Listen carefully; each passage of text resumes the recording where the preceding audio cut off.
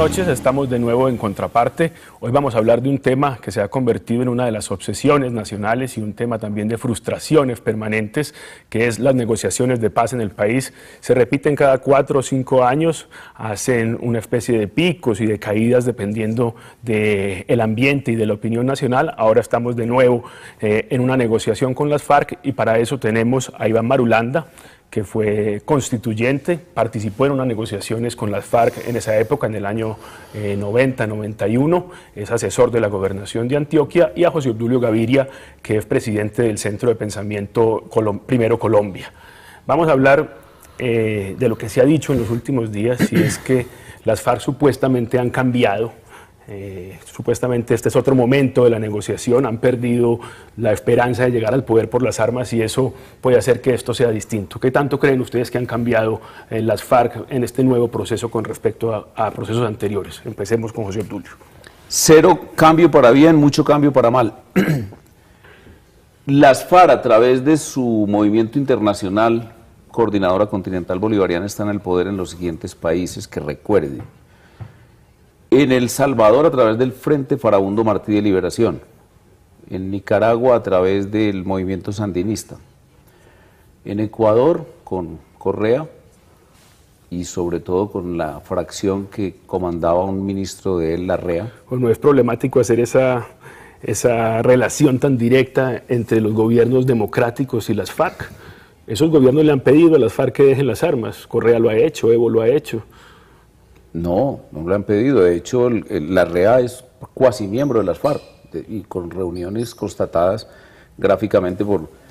¿Y qué papel tiene Larrea en Ecuador en este momento? En este momento intentó ser candidato presidencial, pero tiene un fuerte poder en el partido o en el movimiento que llevó a Correa al poder. Pero el hecho de que sigo con Venezuela, que en mi opinión es la más nítida muestra de una dictadura con elecciones. Sí, el hecho, Iván, de que haya gobiernos de izquierda en Latinoamérica no sería una señal, incluso en contra de lo que decís, una señal que le dice a las FARC se puede llegar al poder por la vía democrática. Bueno, un placer estar aquí en tu programa, Pascual. Un saludo a José Obdulio. Claro, aquí hay un escenario latinoamericano muy interesante de reencuentro de la sociedad y de las democracias con sectores que estuvieron en la insurrección. Tenemos el caso de Mujica en Uruguay, presidente de Uruguay, la señora Rousseff, presidenta de Brasil, el señor Mauricio Funes de El Salvador, el propio Ortega en Nicaragua, en fin. Yo sí creo que hay un testimonio latinoamericano de que al poder se llega por la palabra y por la democracia y no por las armas. Y ese es un mensaje que tiene mucho poder en Colombia. Y además yo sí creo que estos protagonistas latinoamericanos de izquierda, incluyendo también a Correa y a Evo Morales y a la señora Kirchner, han incidido mucho en las guerrillas colombianas para empujarlas hacia la negociación. Y en cambio pienso que es una tragedia para esos pueblos, y la están viviendo, una tragedia de estatismo, de perversión de la democracia liberal, de falta de garantías, particularmente para la prensa, que tanto los apoya en Colombia. ¿Una tragedia lo que pasa en Brasil y lo que pasa en Uruguay, por ejemplo? No, es que el caso de Brasil, y yo por eso no lo mencioné, siendo que ella fue combatiente en contra de una dictadura y combatiente armada. Estoy hablando del tratamiento de una democracia como la colombiana de palabra, de pensamiento y de obra por parte de Correa y Chávez, por ejemplo, o de parte de Ortega, quien lo viví. Es decir, yo con ellos 13 he discutido sobre Colombia. Consideran a Colombia una tiranía perversa a la que hay que derrotar por la vía de la combinación de formas de lucha de las armas y de la política del Partido Comunista. Oye, decir que las FARC no han cambiado no es contradecirse un poco cuando la gente cercana al uribismo y la gente que apoya, digamos, lo que pasó en los 8 años de gobierno Uribe dice las FARC fueron casi derrotadas militarmente. Si uno dice eso, no tiene que decir también que las FARC han cambiado y que es posible que esas derrotas militares que se les infligieron en su momento los hayan llevado a pensar que ya no es hora de dar la pelea por las armas. Esas derrotas había que continuarlas hasta el momento final, y en eso Luis Carlos Restrepo fue quien, dijéramos, moldeó un discurso que validaba esa posición.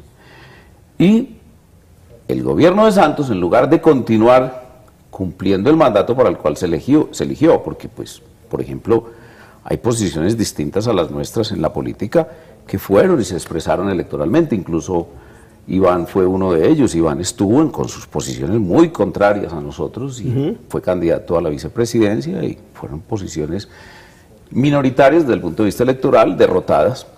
Pero Santos no. Santos, en lugar de hacer lo que hizo Iván o lo que hizo Serpa, se camufló, se escondió detrás de nuestras posiciones políticas e inmediatamente fue elegido, salió con una especie de caja de Pandora y nos puso a conversar con las FARC y a adular a las FARC como movimiento político. Y le pongo casos concretos de cómo han cambiado y no han cambiado.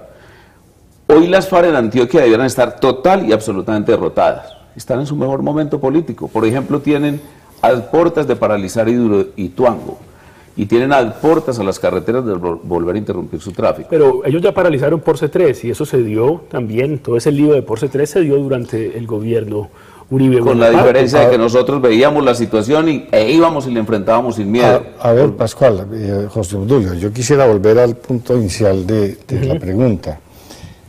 A mí me parece que han cambiado las FARC, me parece que ha cambiado el establecimiento político, pero sobre todo me parece que ha cambiado el país. Ahora, sobre el tema de los cambios, yo quiero anotar lo siguiente. Esta guerra se envileció, se degradó. Es que son más de 60 años de violencia. Empezó con la violencia liberal conservadora y después esa violencia fue mutando y fueron entrando ingredientes, pero es la misma violencia. Es un país, digamos, que no ha logrado entrar en el escenario de la civilización. Ahora, terminamos en un punto verdaderamente vergonzoso. Las guerrillas, que empezaron un proyecto político supuestamente para conseguir mejor justicia, mejor sociedad, mejor política, terminaron en el negocio del narcotráfico. Y las instituciones empezaron con la fuerza pública defendiendo un orden constitucional y terminamos en los falsos positivos. Es decir, esto todo el mundo se degradó aquí y perdió sentido la guerra. Es decir, ya es por cuenta de la juventud colombiana, sobre todo de los jóvenes pobres, que son los que ponen el pellejo en la guerra, que montamos una carnicería que no tiene sentido. Yo en cambio describo las cosas totalmente diferentes. La guerra no se envileció, siempre fue vil porque era guerra terrorista, como la misma de las FARC, de la ETA y de cualquier organización terrorista. Y el Estado colombiano le dio miedo siempre, por eso de la política aceptable y correcta internacionalmente, enfrentar el tema. Y tan es verdad que acaba de publicarse el libro de Álvaro Valencia Tovar, y léanlo. En el capítulo referente a Alfonso López Miquelsen, donde más nítidamente se expresa la decisión del Estado colombiano de no enfrentar al terrorismo, sino de negociar con él. Solución negociada al conflicto. Ahora, que el Estado colombiano ha cometido errores, ¿cuál Estado no ha cometido errores? Alemania se tendría que mantener entonces... Pues es más que errores, José Obdulio, fíjate. Es que, ¿en qué terminamos? Mira, el proceso 8000, eso no es un error, eso es una vergüenza. La mafia financiando la política. Estamos hablando que le pasó al Estado. ¿Qué pasó después? La parapolítica. Más de 100 congresistas judicializados por estar aliados con el paramilitarismo, que es una fuerza genocida, para hacer la política. Un Estado que perdió la credibilidad pública. La gente tiene que pensar en Colombia... No perdió la credibilidad pública, que apoyó de una manera masiva, casi como líder de la nación colombiana, Álvaro Uribe Vélez, y trazó una esperanza de redención de esas actuaciones sí, pero naturales de la política de la extrema izquierda. Terminamos en la parapolítica y terminamos en los la falsos parapolítica positivos. Porque los gobiernos, y se los menciono uno por uno, Pastrana, Samper, Gaviria, el presidente Barco, el presidente Belisario, no hicieron absolutamente nada importante por parar a las FARC y al paramilitarismo. José Obdulio, el paramilitarismo crecía exponencialmente. Hay una cosa, yo creo, y también hay que decirlo, y es que muchas veces no ha sido una decisión del Estado, o de López Miquelsen, o de los políticos ir a la mesa de negociación, sino que ha sido un mandato ciudadano. Cuando el gobierno Pastrana o la elección de Pastrana fue un mandato, incluso en las urnas, fue un mandato, una especie de consenso nacional de que había que ir a negociar. Yo me opuse permanentemente. O sea que la opinión pública también ha ido hacia allá. Claro, pero la opinión pública responde también a liderazgos. El liderazgo nuestro era un liderazgo en donde se recordaba a la base popular, que fue la que votó por nosotros, que el ejercicio firme de la autoridad era un mandato constitucional y no un enguandia o un deseo. Yo creo que hay una pregunta clave también en esto, y todo el mundo ha comenzado a decir, en todo caso es más caro la guerra que intentar este proceso de paz. Totalmente falso. Y hay otra cosa que también se puede poner en discusión aquí, es ya la guerrilla estaba en vías de derrota. Hay nuevos estudios que dicen la guerrilla se acomodó, aprendió a hacer una guerra de guerrillas otra vez, de escuadras pequeñas, de 8 o 10 hombres, y empezó desde 2008, 2 años con el gobierno Uribe, a crecer en sus acciones. Falso. No cuando el gobierno falso lo de que es más barata la paz de cualquier manera que una lucha estatal contra el terrorismo. Julio, pero tú que has estado en el gobierno, sabes muy bien el estado de postración en que está este país, el campo, por ejemplo, las comunidades, la destrucción del tejido social. El costo de esto ha sido enorme.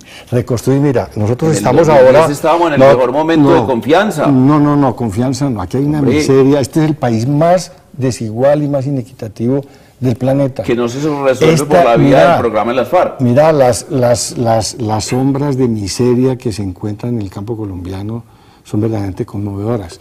Esta historia de la guerra no ha producido sino miseria, pobreza, marginalidad, claro, es una rabia, guerra terrorista, confrontación. Es una guerra terrorista contra el Estado colombiano y contra la sociedad colombiana. Pero ha habido también terrorismo de Estado. Fíjate, el tema de los falsos positivos, para no mencionar sin un caso, es que ¿quién es capaz de controlar una fuerza?